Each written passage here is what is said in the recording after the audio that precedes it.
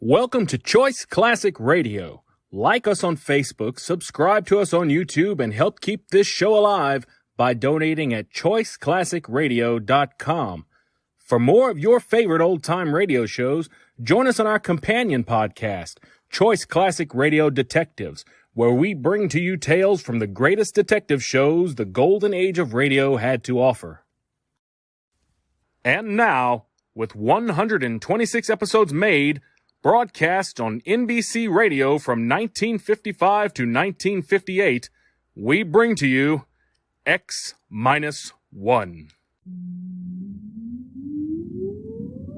Countdown for blast off. X-5, 4, 3, 2, X-1, fire.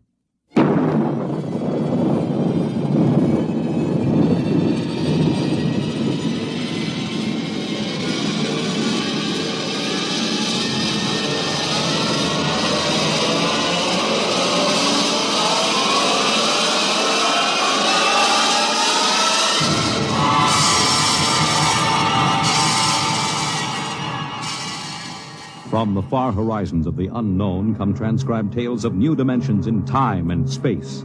These are stories of the future, adventures in which you'll live in a million could-be years on 1,000 maybe worlds. The National Broadcasting Company, in cooperation with Street and Smith, publishers of astounding science fiction, presents X-1.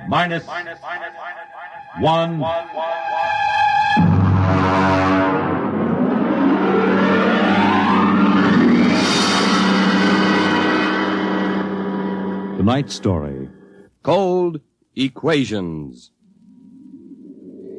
There is no margin of safety along the rim of a frontier. There can't be any until the way is made for those who come later. Until then, the penalty for mistakes is a grim one. The laws of physical nature operate with irrevocable certainty, with no room for mercy, kindness, or sentimentality. In space, life becomes a cold equation, and the equal sign is often followed by death. I know. I'm the pilot of an EDS.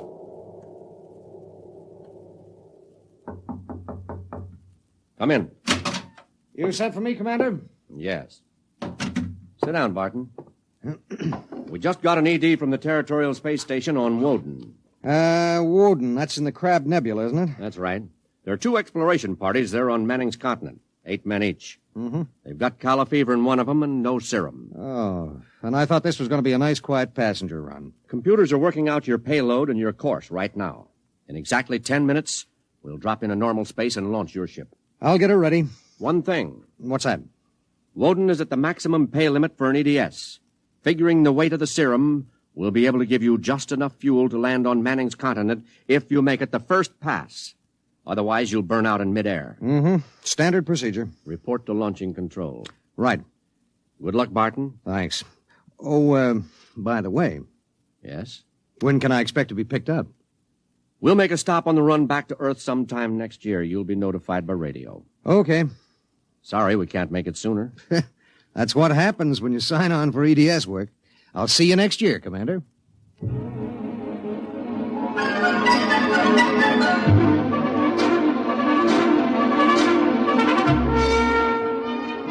Down in the belly of the Stardust, the crew was working like beavers to get the EDS, the Emergency Dispatch Ship, ready. Mechanics and technicians were swarming all over the place. Girls in inspectors' uniforms were checking the gauges in the supply cabinet. 9 minutes later, the exact course was in the computer. The serum was stowed in my supply cabinet closet, and little EDS 4G3 was ready to be born into space. Barton, Yes, sir. 30 seconds to blast off. All set? All set. I'm turning you over to traffic. Ready. Traffic control. Come in, EDS 4G3. Ready. 20 seconds. Lock open. 15 seconds. Space drive on. Space drive on. 10 seconds. Gravity neutralizer on. Neutralizer on. 5 seconds. 4, 3, 2, 1. Blast off.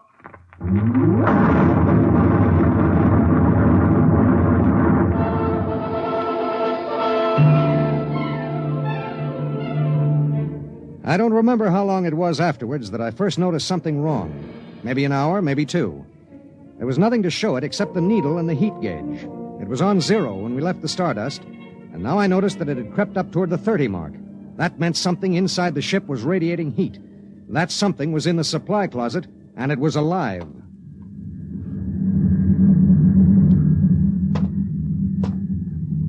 All right, come out. Whoever or whatever you are, if you don't come out in 5 seconds, I'm going to blast you. 1, 2. Well, I'll be... Hello. I'm Marilyn Lee Cross. What are you doing in there? I'm a stowaway. Oh, my... What's the matter? Do I have to pay a fine or something? What are you doing here? I wanted to see my husband. Who's your husband? He's with the government survey crew on Woden. I haven't seen him since he left Earth 4 years ago. Okay. But what made you hide in my EDS? I have a job waiting for me on Mimir, but I heard you were going to Woden and there was plenty of room, so I hid. Oh, I knew I'd be breaking some kind of rule, but what's one little rule?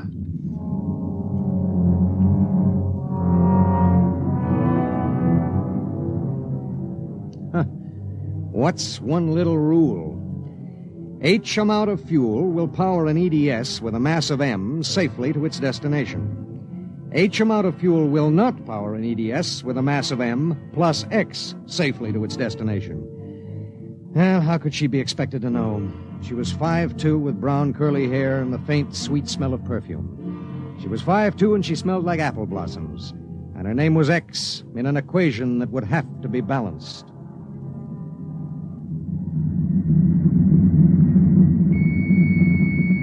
Stardust. Come in, EDS. Come in. This is Barton, emergency dispatch pilot 4G3. Go ahead. Give me Commander Delhart. What's the message, EDS? I have to consult Commander Delhart. The commander is busy. Listen, you squirt. Give me Commander Delhart. One moment, 4G3. Commander Delhart. Emergency message from ETS 4G3. This is Delhart. What is it? At 0800 hours, I discovered a stowaway aboard my ship. A stowaway? Yes, sir. Well, have you notified ship's records? Not yet, sir. You know the regulations as well as I do. Of course I know the regulations. That's why I'm calling. Martin, what's going on? Sir, this is a girl. A young woman. Oh. She wanted to see her husband on Woden. She didn't know what she was doing. I see. I wondered, sir, maybe the cruiser could change course or something? I'm afraid not. We're hundreds of light years apart now. We have a limited fuel supply ourselves, with 900 passengers. Is there any chance? No. Okay, Skipper. Better get the information to ship's records. Okay. Martin, Skipper? I'm sorry. Yeah, sure.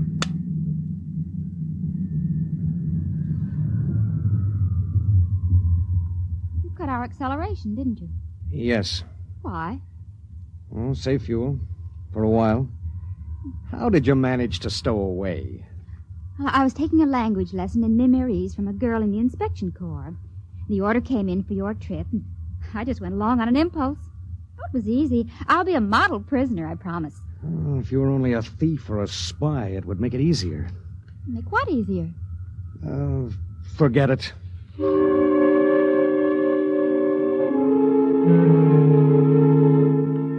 Why couldn't she have been somebody with some ulterior motive, a fugitive, hoping to lose himself in a raw new world, a crackpot with a mission? Why did she have to be a woman? A beautiful, kind, trusting woman?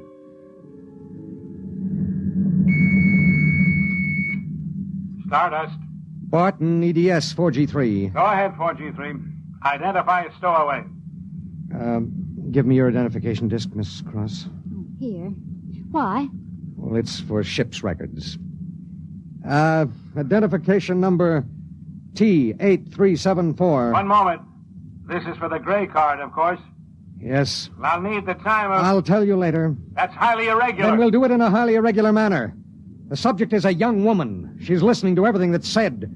Are you capable of understanding that? Oh. Go ahead, 4G3. Number T8374 Y54. Name, Marilyn Lee Cross.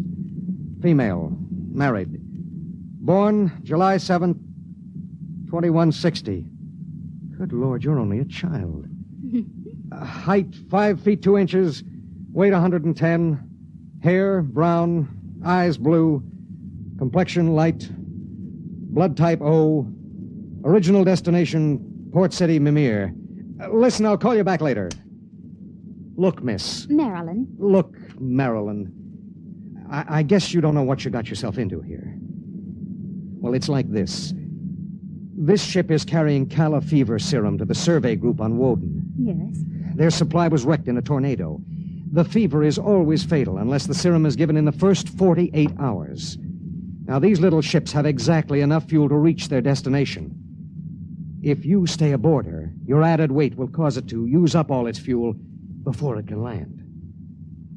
What happens then? We crash. You die, I die, and 6 fever victims on Woden die. Well, can't they send out another ship to meet us? There are no ships to send. Well, Oh, no. Oh, no, you couldn't do that. That's how it has to be. But that's crazy. I haven't done anything. I haven't hurt anybody. I'm sorry. I should have told you before, but I wanted to make sure there was no other way. You mean it? You're going to make me leave this ship? That's how it is. But I'll die. I'll explode. I'll be like those horrible pictures of... Try to understand. I do understand. You're going to kill me, and I didn't do anything. I know you didn't. That has nothing to do with it. It has everything to do with it.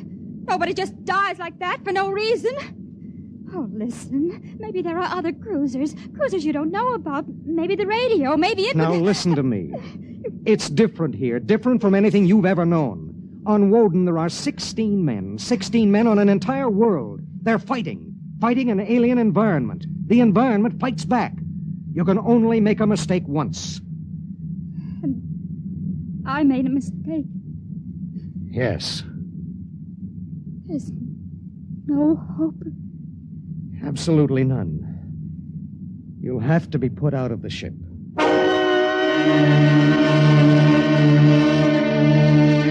It was better so. With the going of all hope would go the fear. Then would come the resignation.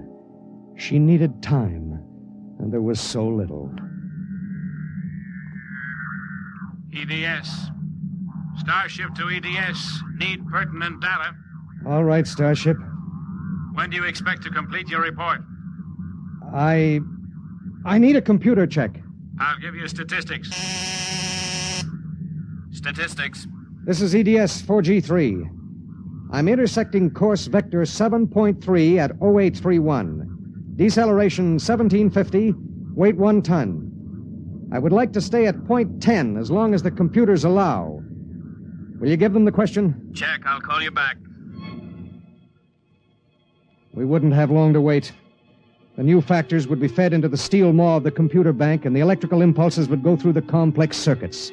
Here and there, a relay would click, a tiny cog turn over. But it would be the current, formless, mindless, invisible, which would determine with utter precision how long the pale young girl beside me would live. 5 little segments of metal in the second bank would trip against an inked ribbon, and the machine would spit out the answer. You will resume deceleration at 1910. It was 1810 when he spoke. 1 hour. She has 1 hour to live.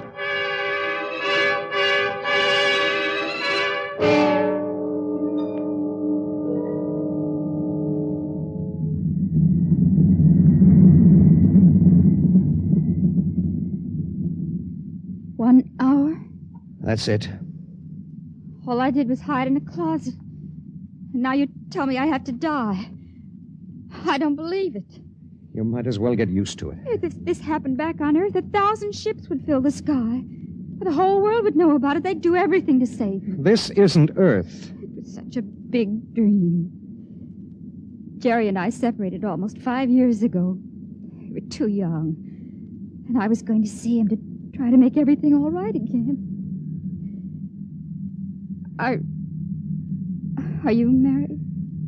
I was. Oh? She ran off with some guy in the weather service. Do you still think about it? I don't let myself. Where is she? Back on Earth. Look, if you don't mind, I'd just as soon talk about something else. Okay. What do you do when you've got an hour to live? What do you talk about? What's Jerry like? Jerry? Oh, he's a funny guy. When he found out, I mean about the other fella, he didn't get mad. He cried. That was all he felt, sadness. So you walked all over him. Oh, I thought I wanted him to get mad at me, to be jealous. And now? Been thinking about him for 5 years. So when I heard the ship was bound for Woden and I knew Jerry was there, I stowed away. I didn't know about the fuel. I didn't know this would happen to me. She had violated a man-made law that said keep out. The penalty was not of man's making or desire. It was not a penalty men could revoke. H amount of fuel will power an EDS with a mass of M's safely to its destination. The time was 1830. 40 minutes. It was beginning to get me. A space frontier is a rough place, and I'd seen 100 men die since I left Earth. But this was different. I watched her as she wrote a message to her folks. I watched her as she fought her way through the black horror of fear toward the calm gray of acceptance. And then there it was on the view screen. The planet Woden, a red ball enshrouded in the blue haze of its atmosphere, swimming in space against the background of star-sprinkled blackness. The chronometer on the instrument panel said 1845.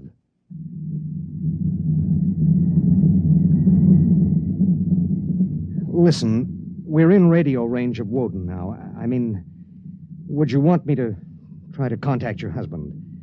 Jerry? It'd mean he would know you're going to die. There'd be nothing anyone can do. Yes. I would like to talk to him. Do you think we can? Well, the planet is turning. If his group is on the side facing us, we might be able to reach him. Oh, try. All right. Hello. Hello, Woden. EDS to Government Survey Group. Can you hear me? Come in, Woden. They may not be monitoring. Hello?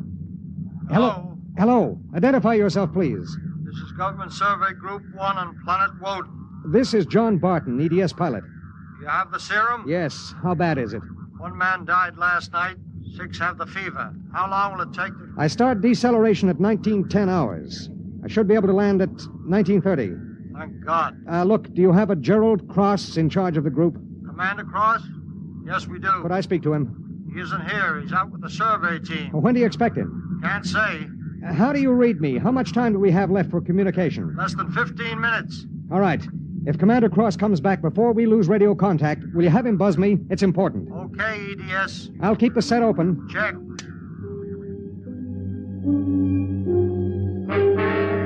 The minutes passed like small bits of eternity. On the view screen, I could see Manning's continent sprawled like a gigantic hourglass in the eastern sea. There was a thin line of shadow where it was beginning to disappear as the planet turned on its axis. I looked at the pale woman next to me, and I thought of another woman long ago who'd sat next to me and cried because I wouldn't try to understand. What had she written in those letters back home? What would they think of the faceless, unknown pilot who'd sent her to her death? What would I think of myself alone nights, reliving this voyage?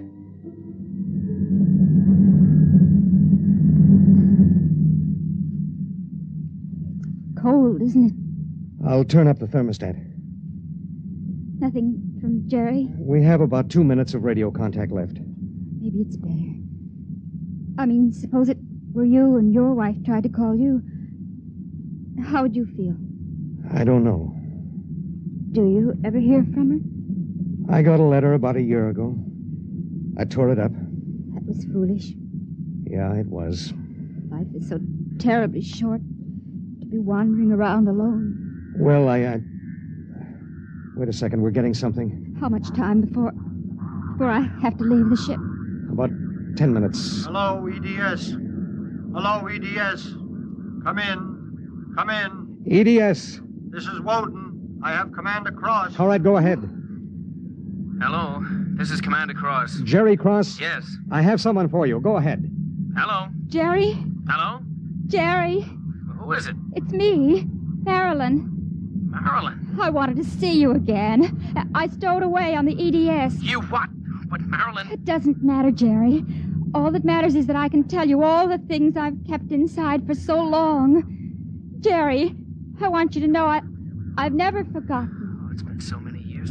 I can't believe it. I thought I'd see you again, but now I can't. Jerry, you don't hate me, do you? Hate you? Oh, Marilyn, I've never stopped loving you. Not for an instant. Oh, Jerry. Listen, we don't have much time. The transmission is getting fuzzy. Oh, Marilyn, I've got to see you. There's got to be some way. There isn't. Let me talk to the pilot. Give it to me. Hello. Pilot, have you called the mothership? Did you have them checked with the computers? I've done everything. You've been on the frontier long enough to know the setup in an EDS. Oh, dear God, there must be something, some way. Do you think I'd let this happen if I wasn't sure? He tried to help me, Jerry. He tried. And it really doesn't matter. I'm not frightened anymore. Not now. But how did you get here? I don't understand. Well, I was going to Mimir to take a job, I thought. And now I realize I was just going because I'd be closer to where you were. Oh, Jerry, all this time. Don't. Let me tell you something. Marilyn, I've always known you'd come back to me. I've known it every minute. It's what's kept me alive. I want you to hold that in your mind. Jerry, I can't hear you. We haven't much time. We're losing radio contact. Jerry! Oh, don't cry, darling. Just know how I feel. I do. It's fading. There are so many things to say. Jerry, if you can still hear me, maybe I'll come to see you again. Maybe I'll come to you in your dreams, or be the touch of a breeze, or one of those golden-winged little birds singing my silly head off. Maybe I'll be nothing you can see or hear, but you'll know I'm there. Think of me like that, Jerry. Goodbye. Goodbye, my darling. She sat motionless in the hush that followed. And then she looked at me. Now?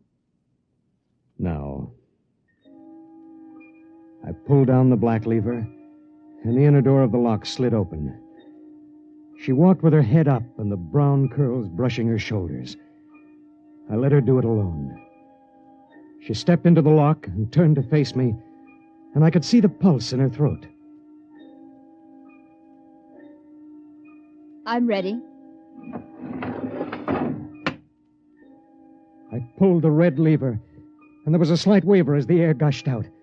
I thought I sensed a bump, as if something had bumped the outer door. And then there was nothing. The white hand of the closet temperature control was back at 0. A cold equation had been balanced, and I was alone in the ship.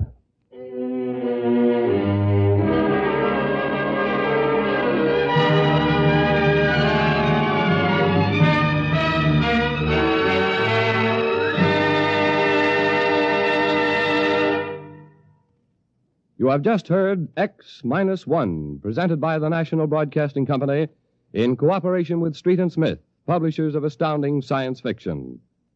Tonight, by transcription, X-1 has brought you Cold Equations, written by Tom Godwin and adapted for radio by George Lefferts.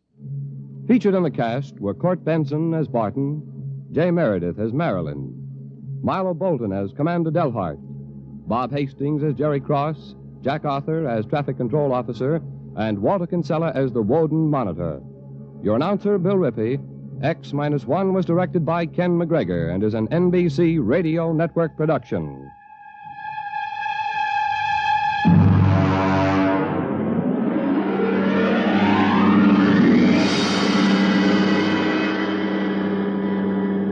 And now, next week. In the days of the Windjammers, whalers sometimes went on cruises that lasted as long as 2 years, and so sometimes they had to resort to rough methods to gather a crew. But what of the future when a cruise to a distant star may last for 15 years or more? We hear of such a voyage next week on X minus 1. That concludes today's episode. We'd like to thank you and remind you to donate at choiceclassicradio.com. Remember, your donations make episodes like this possible.